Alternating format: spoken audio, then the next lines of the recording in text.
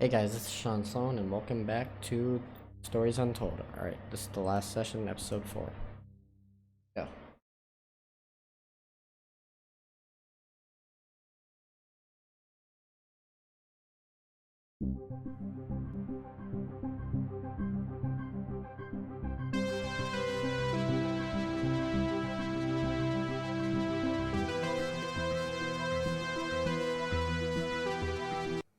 I think that's enough of that for now. Okay.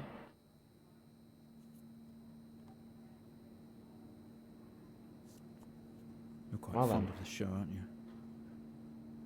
I mean, I suppose. What?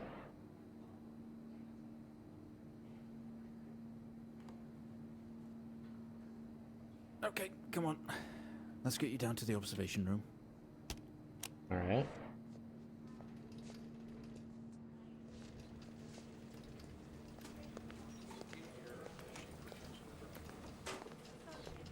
This place must be starting to feel like home to you. Where am I? Don't worry. Try and get you out of here eventually. Just in here. Okay.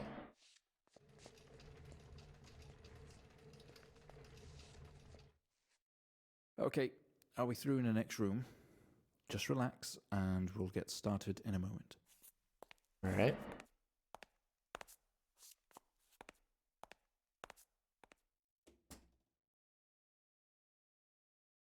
Okay, I can't click on that. Right, Mr. Asian, now are you ready? Yeah. Just hit record on the tape deck in front of you when you're ready. Alright. Got it. This is subject 12-19-86-23, new session entry. I have to remember those Dr. numbers. Alexander leading, and in a room we have our patient, Mr. James Asian. Because I already As forgot we it know, if I did. James has recently recovered from a 2-week coma following his accident. In Okay. our last 3 sessions, James's attempts to recollect events of the accident seen him merging his memory with his imagination. These episodes have always ended in panic, and we've had to terminate the session abruptly. Let's try and do this one better, James. So when you're ready, let's bring this back.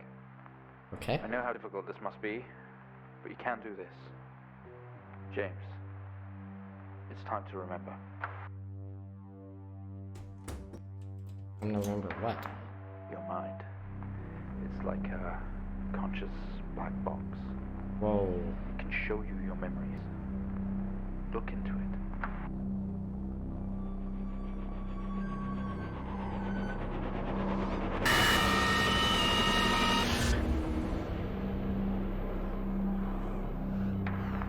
In your most recent episode, you recalled a false memory of a remote weather station. You were isolated from the rest of the world, locked inside coma. We interacted with you daily. Coma. Central Encouraged Operation you to Investigate. wake. Your family would do number puzzles with you. Anything really to bring you back. People needed answers, James. Do you remember? I have another signal here for you, James. It's Okay. at 5610 FM. You can't miss it. Alright, 5610.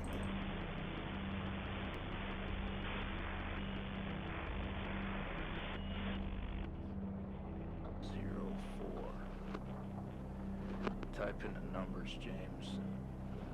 You gotta see this. Okay. This is 20F 12 19 86 23 04.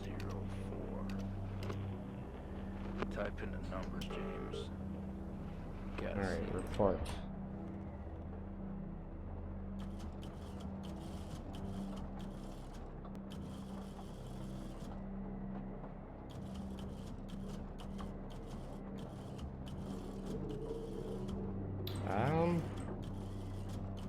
Am I missing something?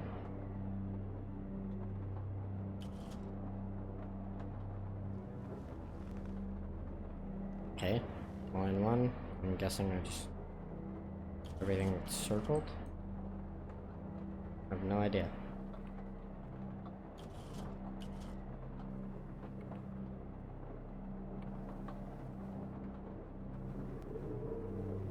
Yeah, fatal accident.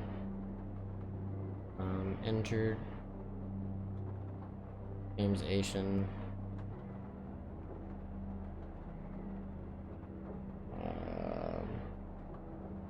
Empty whiskey.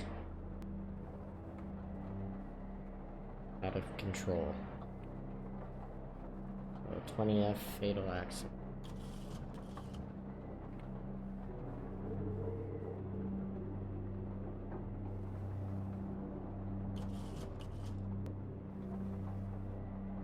I'm confused.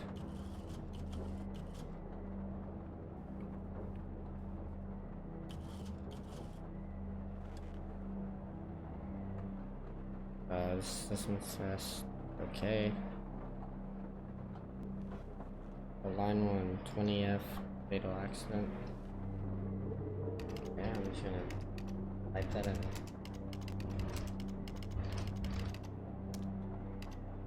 See if that works. I'm not sure what else to do. Empty whiskey.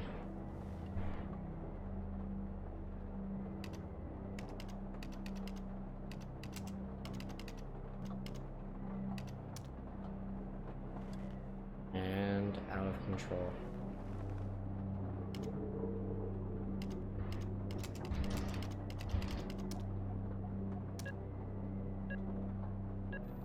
Alright, simple enough. Find the signal, James. Listen to the voices. What You signal? have to face it, James. Finally. 7,000 FM.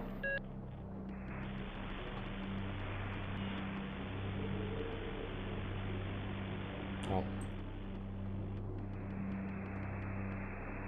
It's not like him, at all. I've worked with Mr. Haynes for 6 years, and not once have we even talked about alcohol. Drunk driving. He was a father, a husband. He was fine. No way he caused this. Okay. It's him. This Door slammed Haitian shut, guy. plunging He's into got something darkness. to hide. The light flickers on. Oh.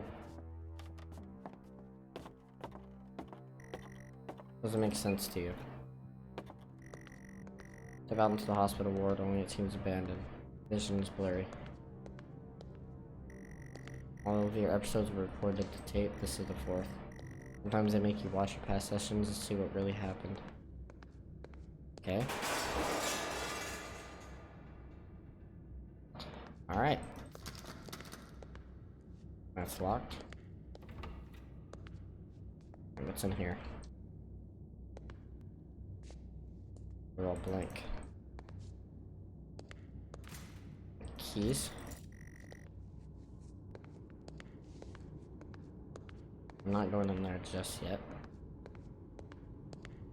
Probably should. I'm not going to. Okay. I'll go in there after I look around in here. Spent the most smoking moments in here. The only video they have, some horror compilation. Crash. Okay.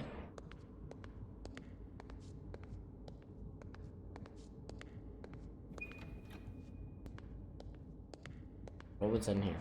Who made that noise? Would have been Henning's bed. It's cold to the touch. Okay. Tape. We found him lying there sobbing while his sister died in the car next to him. While Hennings died next to him. What the fuck was he thinking? She was still alive when we got to her. If he'd have done something, they could all still be here. Okay. Oh, I can't play the tape? Oh, come on. Why give me a tape if you're not gonna let me listen to it? Alright, fine. Let's move on, I guess.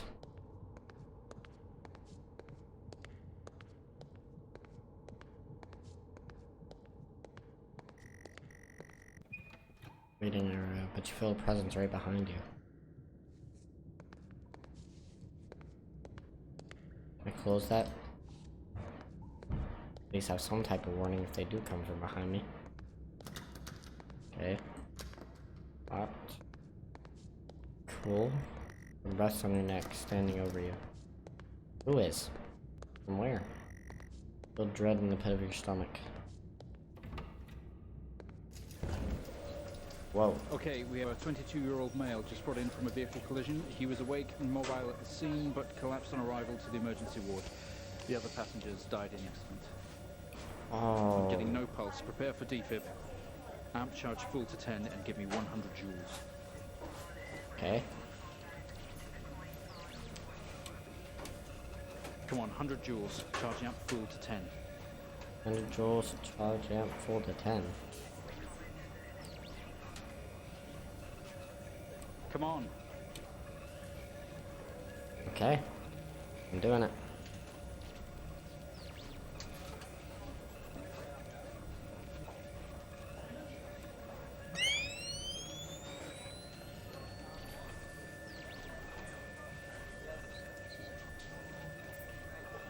All right.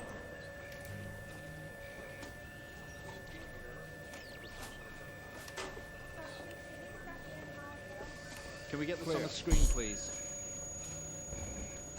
No reaction from first stage. Let's try higher. 200 joules. Keep the amp charged at 10. Okay. 200 joules. Keep the charge at 10. Let's go. Clear. All right. Okay, we have a reaction of some sort here, a weak signal. Let's keep going. Increase again. 360, charge full. On.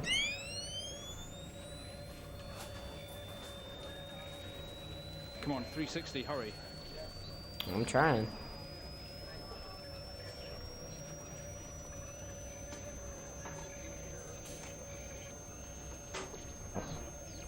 Come on.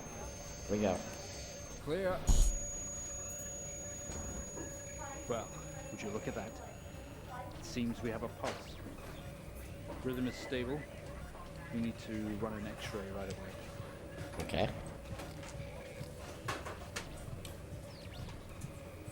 Where are we with that X-ray? Let's get it going now, please. I'm on X-ray. What else do I do?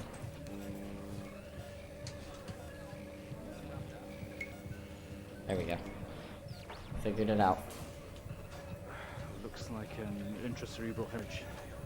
We need to drain this now to relieve pressure. Prepare for trepanation. Switch Okay. on the drill, please.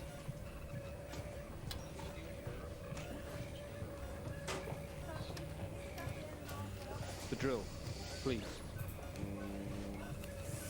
Mr. Asian, you've made excellent progress. You're doing great.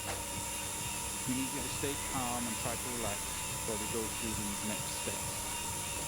We're going to attempt to alleviate some of this discomfort.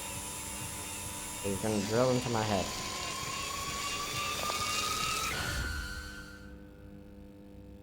Alright. Well, that just happened.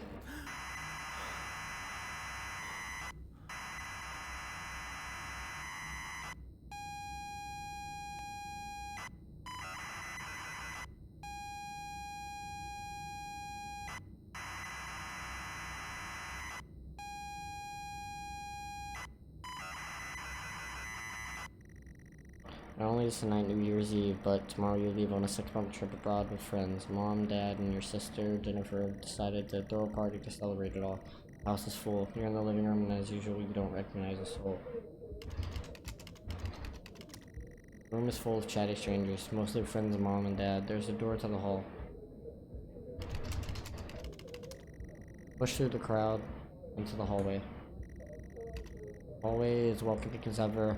Only this time the folks have put a great big banner up across the main wall. Half-finished drinks are abandoned on almost every horizontal surface. Stairs lead up, although the party is firmly downstairs. As much as you'd love to, you promise you'd stay downstairs with the party. Okay? Same as ever, stairs, door to the living room, and door to the kitchen. They say all the best parties are in the kitchen. Okay? The kitchen is full of people and loud. There are drinks and food on the table and the party is in full swing. Dad has cooked a hog roast which sits proudly on the table, although no one is eating it. There's a utility room and writing on the wall. Also, Jen is here signaling you. Okay. Well, Jen. Too far away and the room is too loud. Go to Jen. Push through, apologizing over and over to get to Jennifer. You hug, you're going to miss each other. You thank her for the party. She asks if you're enjoying the party. Yeah. Oh, that's great, even though you don't really know anyone. Tells you to enjoy it anyway and to loosen up. She asks you to get her a drink. Okay. Let's go to the fridge. Speaks up over the den, asking you to get her a drink. Grab. Drink.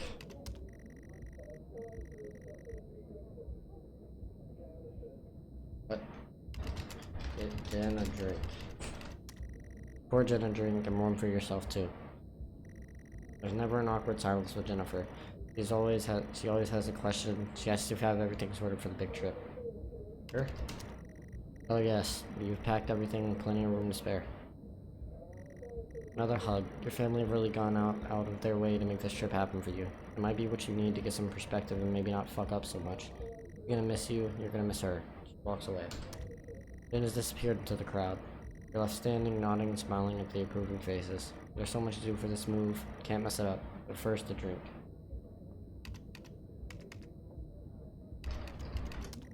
You pouring down another drink. Anything to move the night along. Room is full. Utility room.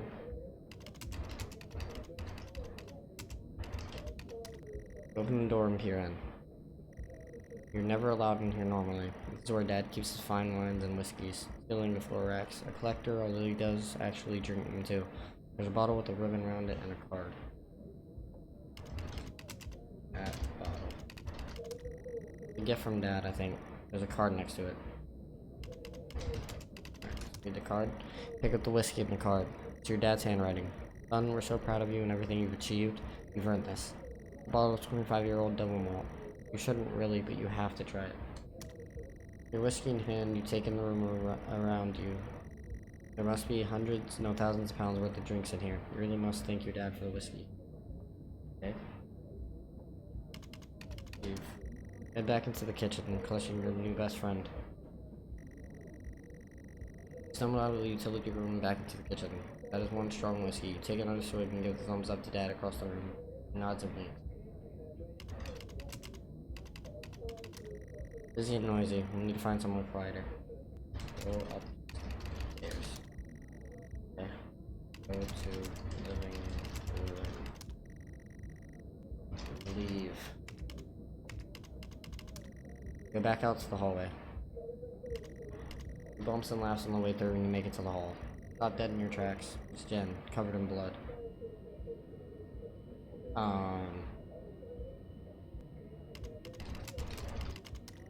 He's staring straight at you. No one else notices.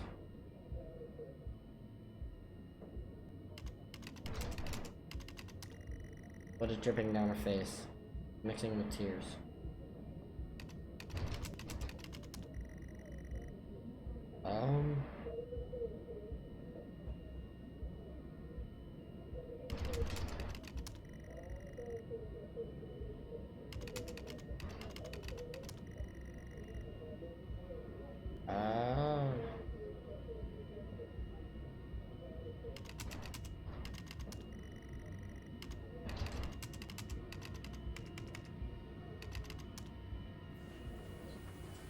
I'm sorry, I don't understand. We tried our best, Mrs. Asian, but her injuries were too severe. No, I don't understand. I was just talking to her. I'm afraid Jennifer passed away before we could get to her in surgery. We did the best we could. I am so sorry. Okay. Let me see her. Please, Mrs. Asian, take a seat. I don't want to take a seat. Let me talk to her. Now. I'll arrange for you to see her. In the meantime, James is in recovery. He's stable for now. I don't want to see him.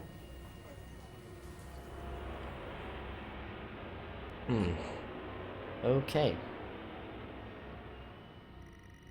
You're standing in the hallway. Something has stopped you in your tracks. While searching your mind, your sister interrupts. She raises her hand in front of you and asks if you could drive her home. You'll feel out of sorts. Those words echo.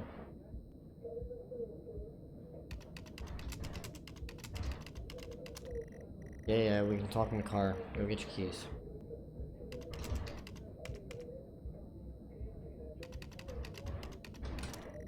We'd love to call it a night, but Jen is waiting patiently. I don't. Where's my keys?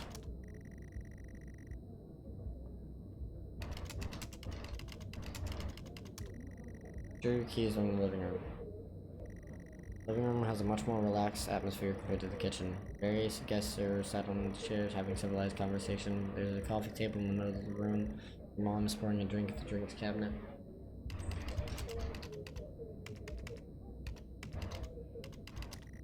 Coffee table, a drinks cabinet. Another chair is overflowing with jackets and coats.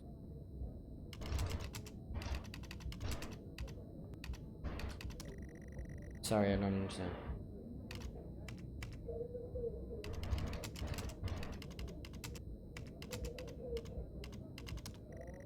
Names on coasters like proper civilized people. You can't see your keys.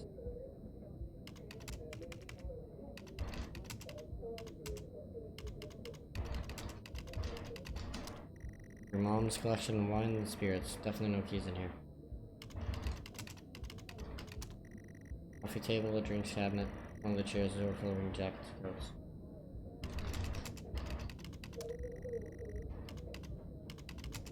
Okay, chair. Friends in conversation, jackets and coats everywhere.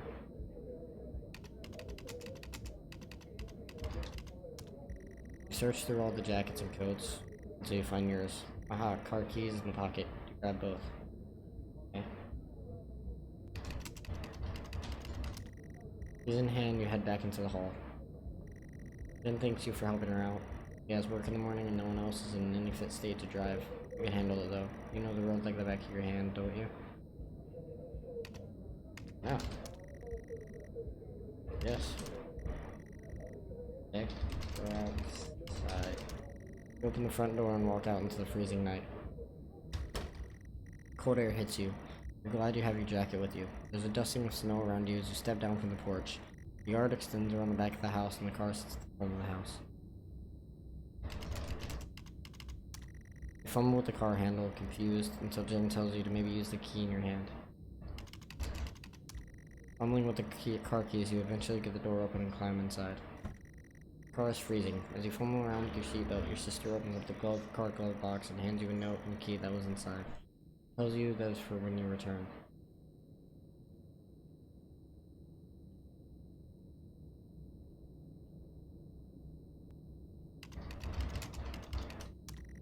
Try to turn the ignition with sheer willpower, despite holding the keys in your hand. Okay. Use keys. Takes a number of attempts, but you eventually slot the key into the ignition. Turn the key in the ignition and the car roars to life.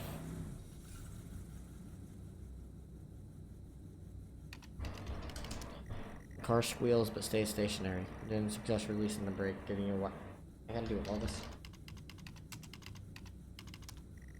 Very hesitantly release the handbrake. Put the car in gear and pull out the driveway like a first-time driver. You really shouldn't be driving.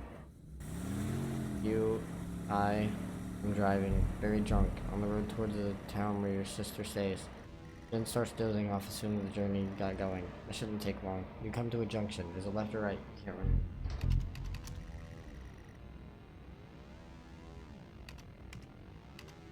Go left. You don't want to, but you'd better ask Jen for direction. She grunts and throws her arms to the left. It's left. Of course it's left. Turn the car left at the junction and accelerate off.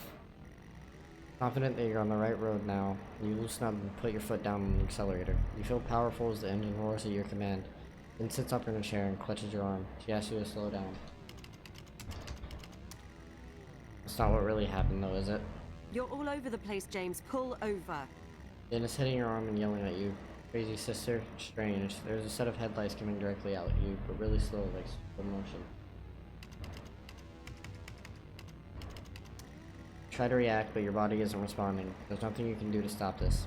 No way to control it. The lights merge with your car. The outside joins the inside. The whole world James, around for you fuck's begins to sake, scream. pull over! James!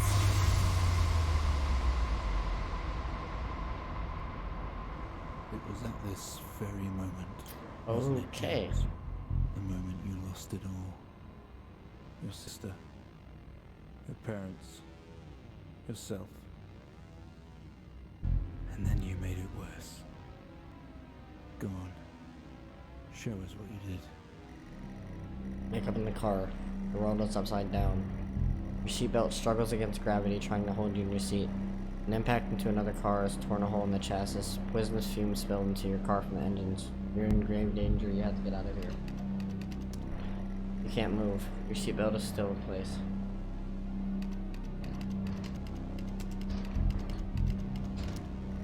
I'm sorry, I don't understand. Okay. You release yourself from the seat. Gravity takes over as you slump onto the roof of the car. You squeeze through the wreckage and fall to your knees on the ground next to your vehicle. Every breath brings pain to your chest. Your head is throbbing. A blue car is smashed into the passenger side of your car. Your life cannot be ruined by this. You're standing holding your whiskey and your dad's note, and flashing lights are approaching in a distance. Note, always changing, now reads, "Get through this, James. I don't care if you want to or not." Okay.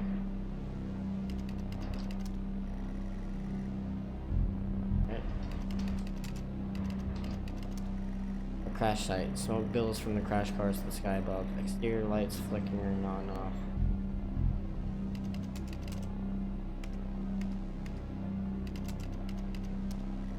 What car? The other blue car or yours?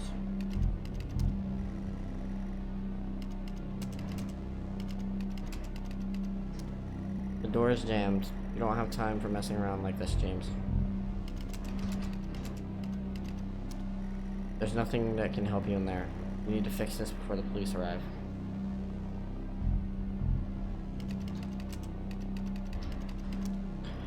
You can't just toss this away without thinking. They'll find it and they'll come to you.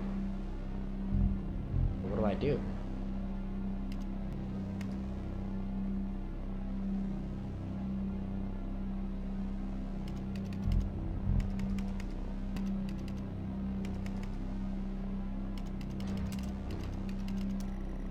Crash light, smoke billows from the crash cars to the sky above, exterior lights flickering on and off.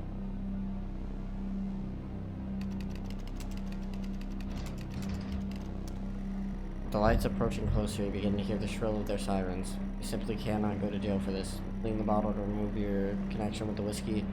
You then very deliberately spill the remainder of the bottle's contents onto the driver, and you toss the incriminating evidence on the passenger seat. A circle of flashing lights surround you, illuminating the crash site in the darkness. Behind them, an army of people all staring. One figure steps out, a silhouette, and walks towards you.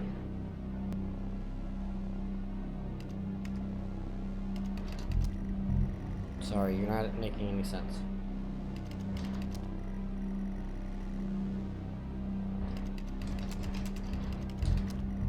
Try to talk, but you're not making any sense.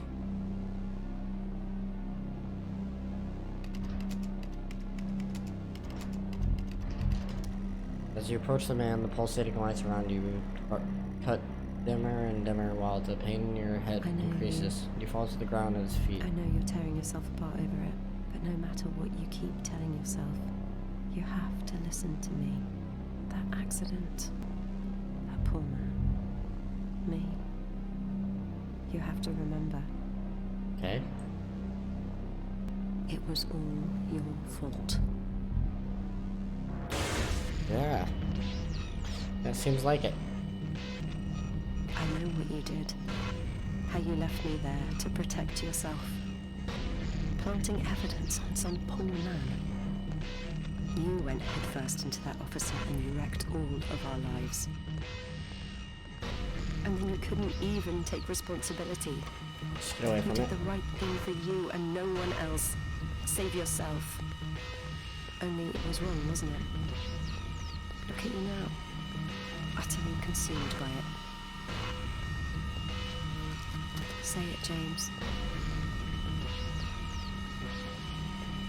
This is crazy. Say it. Tell them.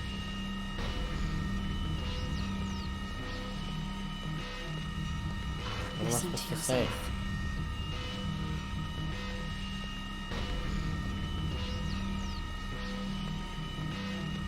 It has to end, James. It does.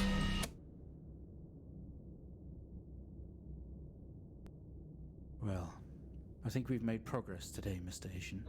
I guess we should tell the police what you've told us. Although I don't suspect they'll take you anywhere. I think you'll be with us for quite some time. Alright. Let's get you back to your shows. I'll see you tomorrow. Wait, is that it?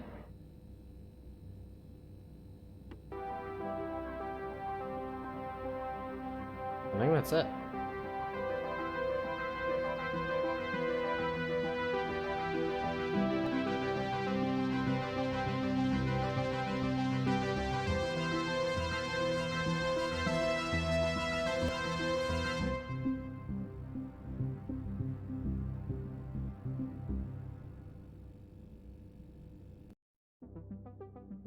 Oh.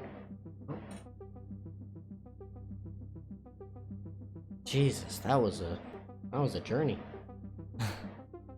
Okay, so the overall story was James Asian got in a car crash, causing the death of Jennifer, and his family got mad at him for it, and now he went. Something happened that caused him to go into a coma, and now he's been like mixing his memories with his imagination from watching the stories Untold thing, the TV show, as like an escape, I'd assume. But yeah, overall pretty interesting. Really liked it.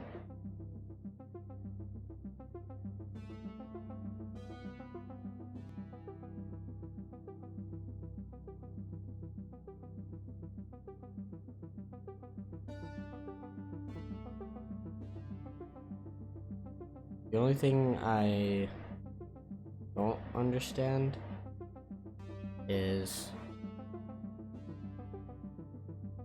Wait, never mind.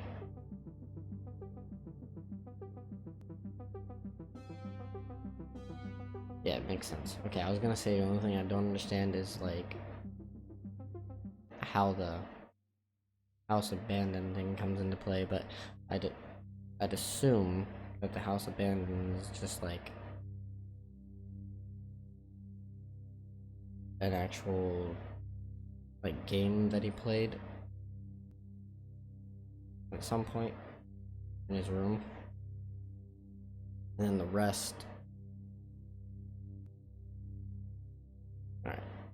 The rest is just like his memories mixing with things he saw. But alright, that was Stories Untold. Thank you guys so much for watching, and I will see you guys in the next one. Alright, later guys. Peace.